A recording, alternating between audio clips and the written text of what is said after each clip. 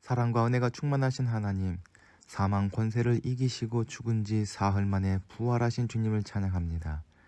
욕된 것으로 심고 영광스러운 것으로 다시 살며 약한 것으로 심고 강한 것으로 다시 살며 육의 몸으로 심고 신령한 몸으로 다시 사는 부활의 진리를 믿으며 찬송과 감사와 영광을 삼위일체 하나님께 올려드립니다. 부활의 주님, 절망과 공포 가운데 떨고 있는 제자들에게 찾아오신 것과 같이 오늘 예배하는 저희에게도 찾아오셔서 저희 인생길에 드리워 있는 모든 두려움과 절망과 질병과 사망의 권세를 제거하여 주옵소서. 이 시간 성령 하나님께서 우리와 함께하여 주시길 조용히 간구합시다.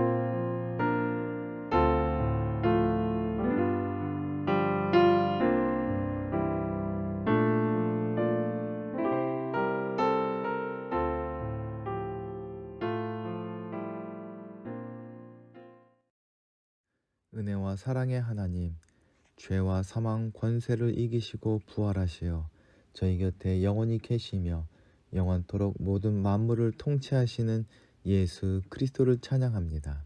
독생자 예수 그리스도를 잠자는 자들 가운데서 일으키시사 하나님의 아들로 모든 열방 가운데 선포하신 하나님의 능력과 높으심을 찬양합니다.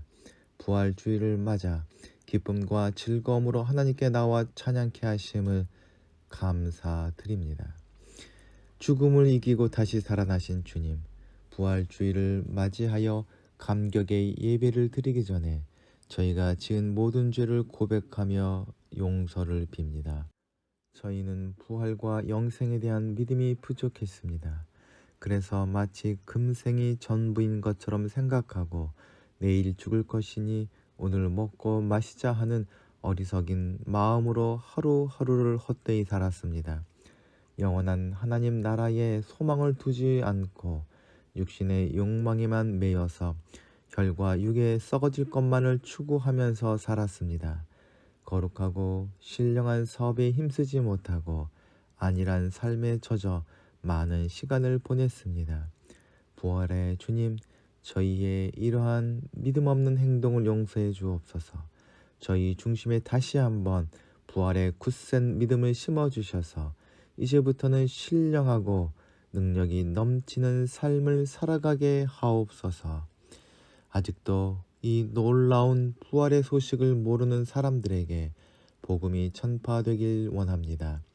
저희 죄를 용서하시고 속죄하신 기쁨의 소식이 세상 가운데 널리 전파되게 하시고 어둠과 절망 가운데 이리저리 헤매고 있는 영혼들이 주 안에서 평강을 얻고 성령의 인도하심을 받을 수 있도록 축복하여 주시옵소서.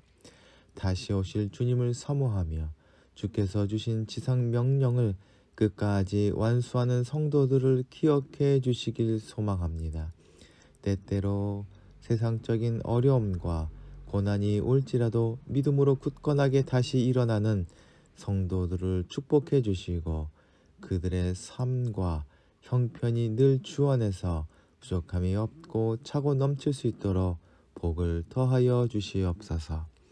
이 나라와 이 민족이 어둡고 고통스러운 죄악의 사슬에서 벗어나지 못하고 있사오니 긍휼을 베푸사 주님의 구원하시는 은혜가 이 나라와 민족 위에 나타나게 하시옵고 악에서 돌이켜 주님 앞으로 돌아와 유일하신 하나님만 경배하는 복된 민족이 되게 하옵소서.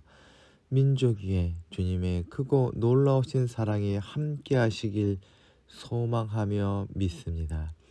부활의 신앙 위에서 천국 소망을 바라보며 예배하는 예안 공동체 식구들을 기억하여 주시사 매일 삶 속에서 부활을 누릴 수 있도록 오늘 예배 가운데 저희와 함께하여 주시고 하늘의 지혜로 채워 주시옵소서. 세상을 살아갈 때 승리하며 살아갈 수 있도록 말씀을 나눌 때에 그 비밀을 깨닫게 하여 주시옵소서. 또한 저희 부족함으로 간구하오니 물질의 풍성함을 더하시고 하늘의 신령한 은혜로 저희 삶을 새롭게 하여 주시옵소서. 문봉 책방소를 든든한 반석 위에 세워주시사 믿는 사람들의 형통함을 모든 사람들이 보게 하여 주시옵소서. 영업할 때마다 하나님의 지혜로 하게 하시고 빵을 만들고 팔 때에는 하나님의 능력으로 하게 하시어 모든 사람들에게 기쁨이 되는 기업으로 든든히 세워져 가게 하여 주시옵소서. 우리 구주 예수 그리스도의 이름으로 기도하옵나이다. 아멘.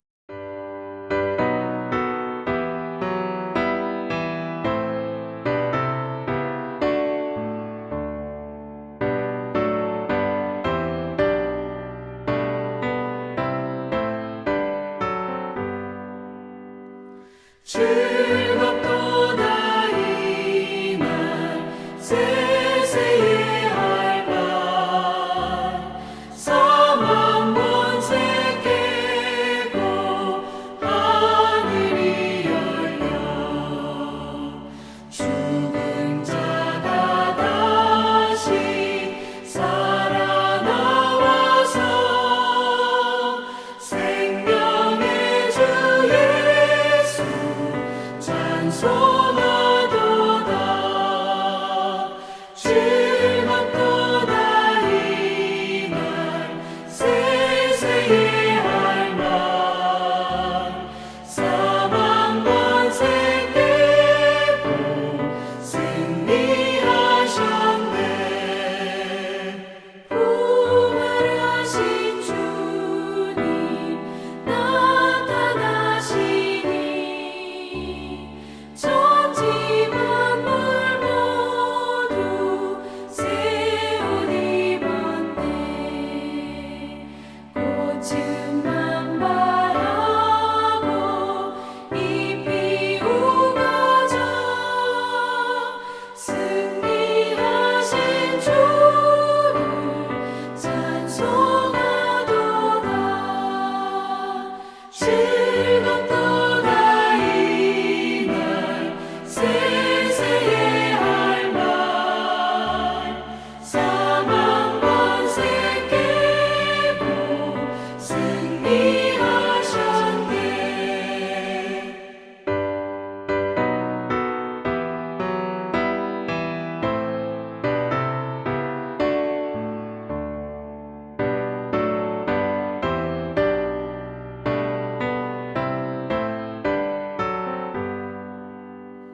생명의 주 예수 죽음 이기고 모든 문을 열고 살아나셨네. 주의 말씀대로 이루어져서 사흘 만에 다시 살아나셨네. 즐겁도다 이날 세세의 할말 사망 권세 깨고 승리하셨네. 아멘.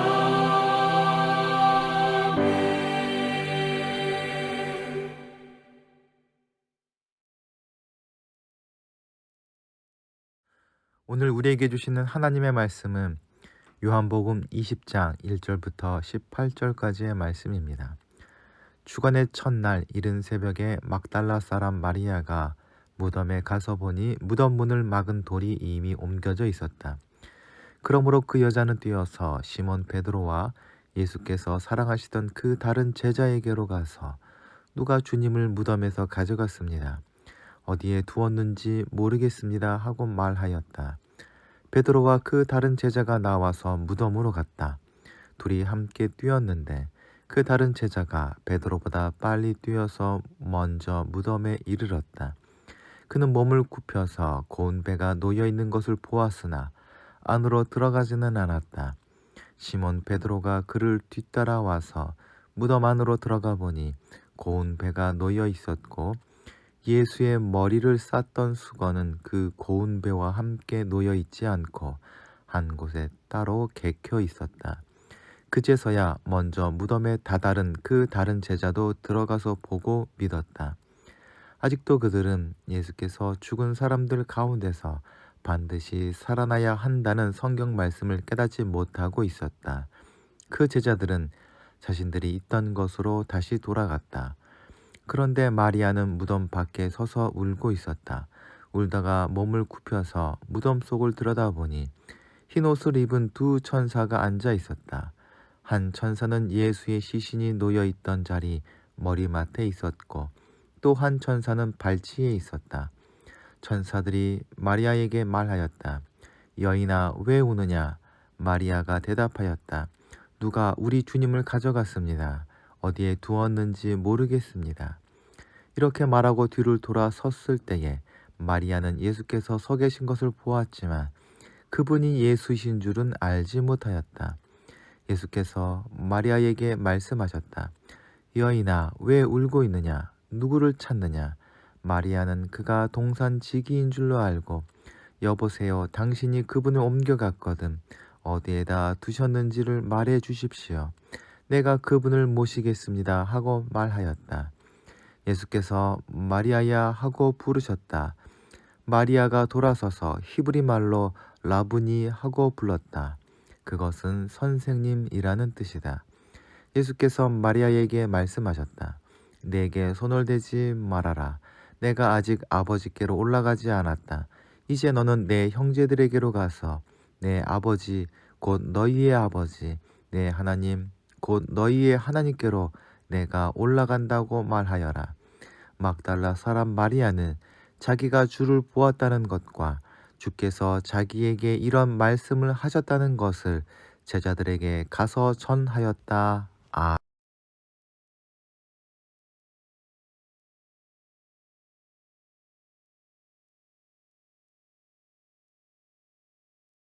성금요일에 십자가에서 돌아가셨던 주님께서 오늘 부활하셨습니다. 이 부활의 능력이 말씀을 나누는 모든 분들의 삶에 충만하시길 소망합니다. 당연한 이야기겠지만 내 복음서는 부활의 이야기를 공히 다루고 있습니다. 모든 복음서는 아침 일찍 찾아간 여인들의 발걸음으로 부활 이야기를 시작합니다. 그리고 부활이 분명히 일어난 사건임을 이어서 기록합니다. 아울러 이 부활의 이야기가 모든 사람들이 듣고 믿을 수 있도록 주님께서는 말씀을 읽고 듣는 우리들을 사건의 증언자들로 부르시고 세우시고 파송하십니다.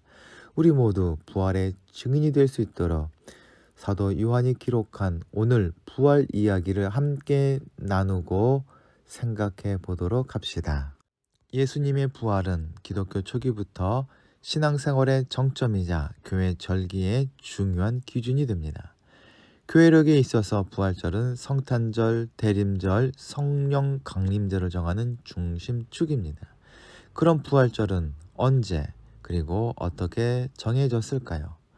초대교회를 지나 교회가 커져갔을 때에 부활절이 언제인가라는 문제로 교회 안에서 오랫동안 논쟁이 있었습니다.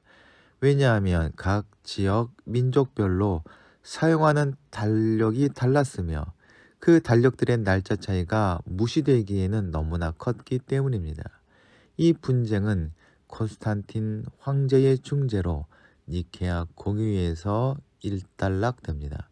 황제는 당시 천문학의 조예가 깊다고 알려진 알렉산드리아의 아타나시우스에게 부활절 날짜를 정하는 책임을 맡겼고 부활절은 춘분 후 만월이 지난 첫 번째 일요일이라는 니케아 공의회의 결정이 정해집니다. 부활절이 되면 주님의 부활을 축하하기 위해 예배의 분위기가 밝아집니다. 사순절 절기에 부르지 못했던 영광송과 할렐루야를 힘차게 부를 수도 있고 춤도 출 수 있고 교회에서 결혼 예식도 가능해집니다. 심지어 부활절부터 성령 강림절에 이르는 50일간의 기간은 기쁨의 절기라고 해서 기도할 때 무릎도 꿇지 않는 관습이 있었다고 합니다. 부활절에 관련된 작은 풍습도 많습니다. 부활절에 빠지지 않는 게 달걀을 나눠주는 것인데 그 유래는 명확하지 않다고 합니다. 달걀을 나눠주는 풍습 말고도 각 나라별 부활절 풍경 또한 다양합니다. 미국에선 부활절이 되면 퍼레이드 행사와 19세기부터 시작된 달걀 굴리기 시합, 보물찾기 게임처럼 동네에서 달걀 찾기 같은 이벤트도 다양하게 진행되고, 이탈리아에선 어린이에게 초콜릿을, 어른에겐 비둘기 모양 빵인 콜롬바 파스쿠알레를 선물하고, 부활절 다음 날엔 가족과 친구들이 피크닉을 즐기는 전통도 있습니다. 교회에선 부활을 기념하는 장식으로 백합이나 나비가 주로 사용되는데, 백합은 정결과 선을, 하나님의 승리를 표방하는 전형적인 기독교 상징입니다. 나비가 부활의 상징으로 사용되는 것도 그런 면에서 매우 자연스럽습니다. 이런 의미를 담아 다른 나라에서는 부활절에 교회에서 나비 모양 장식품이나 초콜릿을 선물하기도 한다 합니다. 부활절은 이렇듯 기쁨과 감사를 마음껏 표현하는 축제의 날입니다. 부활절은 주일 하루로 끝나지 않고 이후로 오순절 성령 감림절까지 50일간 그 분위기가 계속됩니다. 주님께서는 이 부활의 사건에 이제 우리를 증인이 되라고 하십니다. 그런데 복음서에 쓰여지던 당시 유대인들에게 있어서 이 증인이란 아무나 될 수 없는 것이었습니다. 당시 법정에서 여자들은 증인이 될 수 없었습니다. 여자의 말은 믿을 게 못 된다는 차별을 제도화한 조치였습니다. 고린도전서 15장은 부활하신 예수를 본 증인들을 열거하는데, 베드로와 12제자 500여 형제 야고보를 거쳐 사도 바울 자신도 이 증인에 포함합니다. 그러나 부활의 아침에 예수님의 무덤을 찾아갔던 여인들은 이 증인의 반열에서 제외됩니다. 여자는 증인의 자격이 없다는 일반적 규범을 따른 결과입니다. 이런 맥락에서 막달라 마리아를 비롯한 여인들은 증인의 자격이 없으며 그들의 증언은 아무런 효력이 없습니다. 반면 공관복음에서 기록된 예수님의 시신을 누군가 훔쳐갔다는 거짓 증언을 한 군인의 증언은 상당한 신빙성을 인정받을 수 있었습니다.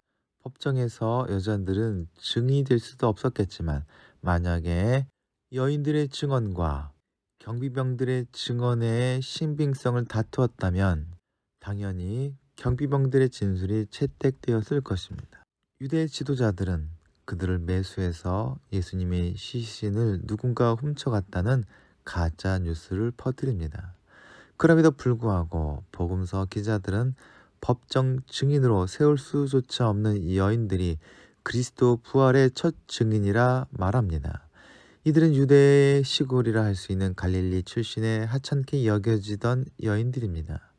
게다가 요한복음에서는 막달라 마리아 한 명의 증언으로 부활의 이야기가 시작됩니다. 그런데 놀랍게도 온 세계에 퍼진 부활의 증인은 이 여인으로부터 시작된 것입니다. 오늘 본문은 주간의 첫날 이른 새벽, 즉 안식일이 지난 첫날에 마리아가 예수님의 무덤을 찾는 것으로 시작됩니다. 요즘 요일 계산으로 한다면 주일, 즉 일요일입니다. 제자들을 비롯해서 예수님의 십자가 죽음을 본 많은 사람들은 모든 것이 끝났다 여겼습니다. 예수님을 따르고 그 능력을 보았음에도 예수님의 예언을 잊어버린 제자들은 깊은 낙심에 빠져 있었습니다. 이때에 막달라 마리아는 예수님의 무덤을 찾아가는 놀라운 행동을 보여줍니다. 다른 복음서에서는 마리아를 포함해 여러 여인이 찾아간 것으로 기록하지만 사도 요한은 막달라 마리아 혼자 온 것으로 기록합니다. 요한복음 20장 1절에 따르면 어둠이 걷히기 전 새벽녘에 막달라 출신의 여자 마리아는 예수님이 묻힌 묘지에 왔다 합니다. 당시 묘지는 동굴로 되어 있었습니다. 동굴 입구는 돌로 막아 놓았고 막달라 마리아가 그 무덤에 왜 왔는지에 대해서 요한복음은 따로 설명을 하지 않습니다. 마가복음과 누가복음에 따르면 그녀가 예수의 시체에 향품을 바르기 위해서 갔다 합니다. 예수님의 시체를 아리마다 요셉의 무덤에 안장할 때는 안식일법 문제로 인해 적절한 장례 절차를 거치지 못했습니다. 그렇기에 막달라 마리아는 예수님의 장례를 확실히 치르기 위해서 무덤에 간 것으로 생각할 수 있습니다. 예수님의 무덤에 도착한 막달라 마리아는 기가 막힌 장면을 보게 됩니다. 무덤을 지키던 병사들은 아예 보이지도 않고 무덤의 문이 열려 있었던 것입니다. 마리아는 너무나 당황해서 무덤에 들어갈 생각조차 못했던 것 같습니다. 요한복음에 의하면 십자가에서 돌아가신 예수님은 유대인의 장례법대로 장사되었습니다. 당시 중요한 역할을 했던 사람이 아리마대 요셉과 니고데모입니다. 아리마대 요셉은 사복음서에 모두 등장하는데 부자요 존경받는 공회원이며 하나님의 나라를 기다리던 사람, 선하고 의로운 자 등으로 소개됩니다. 그런데 요한복음은 그가 실은 예수님의 숨은 제자라 말합니다. 아마도 높은 지위에 있었던 그가 예수님을 공개적으로 따를 수 없었던 사정이 있었을 것입니다. 그러나 아리마다의 요셉은 예수님이 돌아가시자 빌라도를 찾아가 예수님을 매장할 수 있도록 시신을 요구합니다. 역시 유대 공회원이었던 니고데모는 요한복음에만 이미 2번 등장했습니다. 한 번은 일찍이 예수님을 밤에 찾아간 적이 있었고 예수님에 대한 논쟁이 벌어졌을 때에 예수님을 두둔한 적이 있었습니다. 이제 3번째 그가 예수님이 돌아가셨을 때에 등장합니다. 그는 예수님 장례에 쓸 몰약과 침약을 100리트라나 가져왔습니다. 100리트라는 약 40kg인데 왕의 장례식에나 사용할 만큼 많은 양이라 합니다. 예수님을 십자가에 못 박았던 유대인들은 그들의 왕이 가이사라 말했지만 니고데모에게는 예수님이 왕이셨습니다. 예수님의 장례식을 이처럼 예수님의 제자들이 아닌 전혀 뜻밖의 인물들이 치루었던 것입니다. 그렇게 성금요일 오후 예수님의 장례식이 아리마대 요셉과 니고데모에 의해 치루어졌습니다. 유대인들은 대개 장례를 치른 뒤 죽은 자가 아주 사랑하는 자이면 사흘 동안을 계속 무덤에 방문했다 합니다. 그 이유는 하나의 전통적 생각 때문입니다. 그들의 영혼관으로는 사람이 죽으면 영혼이 곧바로 떠나는 것이 아니라 주변에 머물러 있다가 시신이 썩어 얼굴 형태를 알아볼 수 없을 때 떠난다고 합니다. 그래서 적어도 사흘 동안은 시체 가까이에 영혼이 있다고 생각했으므로 사랑하는 사람이면 그곳을 3일 동안 계속 방문하는 것입니다. 예수님이 십자가에 돌아가신 날 장례식을 했고 그 다음 날은 안식일이었습니다. 유대인들은 안식일을 거룩하게 지켜야 하므로 무덤을 방문하지 못했고 안식일이 지난 첫날, 즉 주일 새벽이 되자마자 막달라 마리아가 무덤을 찾아온 것입니다. 마리아가 무덤에 와서 보니 무덤 입구를 막았던 돌은 치워져 있었습니다. 마리아가 전혀 상상하지 못했던 상황입니다. 마리아는 예수님의 시신을 누가 치우는 것이 아닌가 생각할 수밖에 없었습니다. 이 비어있는 무덤을 증거로 어떤 사람들은 시신 도난설을 주장합니다. 그 소문의 경위는 마태복음에서 자세히 기록되어 있습니다. 마태복음 27장 62절부터 66절에 따르면 예수님의 시신을 아리마다 요셉의 가족 묘지에 안장된 다음에 예수님의 십자가 처형에 직간접적으로 연루된 대제사장들과 바리새인들이 빌라도를 찾아와 예수의 제자들이 시체를 다른 데로 옮기고 부활했다 소문을 퍼뜨리면 세상이 더 혼란스러워질지 모르니 무덤을 사흘 동안 단단히 지켜달라고 요구했습니다. 빌라도는 이런 일에 더 관계되는 것이 싫어서 당신들에게도 경비병이 있으니 알아서 하라는 말로 그 요구를 피합니다. 이어서 마태복음 28장 11절부터 15절에 따르면 예수님이 부활하신 후에 대제사장들은 경비병들을 매수해서 예수의 제자들이 시체를 도둑질해 갔다는 소문을 퍼뜨리게 합니다. 즉, 빈 무덤만으로는 누구도 주님의 부활을 생각할 수 없습니다. 그 점에서는 제자들도 마찬가지였습니다. 막달라 마리아로부터 주님의 무덤이 비어 있다는 소식을 전해 들은 베드로와 사랑하시던 그 다른 제자는 즉시 무덤으로 달려갔습니다. 제일 먼저 무덤에 도착해 무덤이 비어 있음을 확인한 사람은 그 사랑하시던 다른 제자였습니다. 그보다 늦게 도착한 베드로는 직접 무덤 안으로 들어가 확인합니다. 들어가서 보니 시신을 쌌던 세마포와 머리를 감싼 수건만 가지런히 개켜 있었습니다. 뒤이어 무덤에 들어온 그 다른 제자도 같은 확인을 하였습니다. 이후 베드로와 그 다른 제자는 자기들의 집으로 돌아가 버립니다. 그 빈 무덤을 보았음에도 그 빈 무덤을 통해서 부활을 떠올리지 못하고 걱정과 근심과 고난거리로만 생각하고 말았던 것입니다. 역시 이들도 비어있는 무덤이 부활의 증거로 생각하지 못했던 것입니다. 여기서 나오는 다른 제자가 바로 사도 요한이었을 것입니다. 사도 요한은 자신도 부활이 일어난 놀라운 현장이 있었음에도 주님의 부활을 깨닫지 못했고 믿기는커녕 예수님의 약속조차 기억하지 못했음을 직접 고백하고 있습니다. 우리도 이 제자들과 다를 바 없을 것입니다. 마리아와 제자들을 비롯한 우리가 부활을 깨닫고 믿을 수 있는 것은 또 다른 경험을 통해서만 가능합니다. 그것은 부활하신 주님을 만나는 경험을 통해서만 가능한 기적입니다. 무덤 앞에 혼자 남게 된 마리아는 무덤 밖에서 울고 있었습니다. 아마도 예수님의 시신을 누군가 훔쳐갔다는 생각과 아울러 예수님의 장례를 깨끗하게 끝내지 못했다는 아쉬운 마음 때문이었을 것입니다. 게다가 도움을 구했던 제자들은 아무런 도움도 되지 못하고 사라져버렸으니 답답한 마음에 울 수밖에 없었을 것입니다. 이런 상황 속에서 놀라운 일이 계속 벌어집니다.